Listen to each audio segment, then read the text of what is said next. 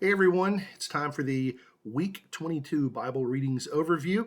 And I do apologize that it's not getting there until Sunday evening, but it's Memorial Day weekend and things have been hectic. But let's dive right in. We're going to be looking this week at 5 different books, but First Kings is the first one we're going to go to, chapters 1 through 4.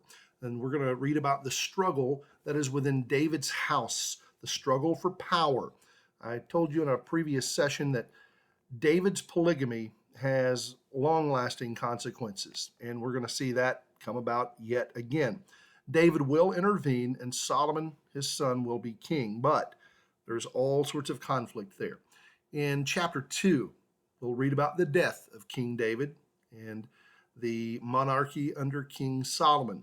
Chapters 3 and 4, God goes to Solomon in a dream, Solomon's dreaming, and he tells Solomon, ask whatever you wish for. And Solomon said, Lord, give me wisdom to lead your people. And God gave him that and so much more. So that's how chapters 3 and 4 of 1 Kings are going to finish. And then we'll look at 2 Chronicles chapter 1, which is pretty much the retelling of that event when in a dream God asks Solomon or tells Solomon, ask whatever you will ask. So that's going to be 2 Chronicles 1.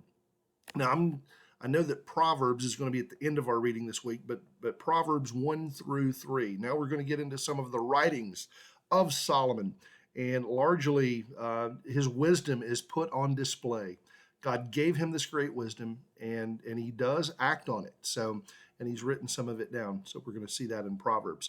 But then we'll look at the Song of Solomon.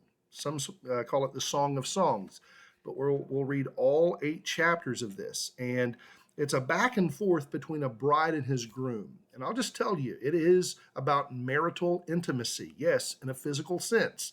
Don't let that scare you off. It's not creepy. It's the Word of God. But remember this, that ultimately this is a picture. I've got a visitor. I'm at home, one of my cats. Sorry about that. But ultimately, it is a picture of how the Lord loves his bride. And his bride is the church. So a great book, but yeah, also helpful for married couples, especially with regard to physical intimacy. And then finally, several of the Psalms. That'll be Psalms 37, 71, 72, 94, and then Psalm 111 through Psalm 119. These Psalms are full of praise for the most part, talking about the Lord's deliverance. And in them, we'll continue to see messianic references. Psalm 118 rather, consider verses 22 and 23 and those messianic implications.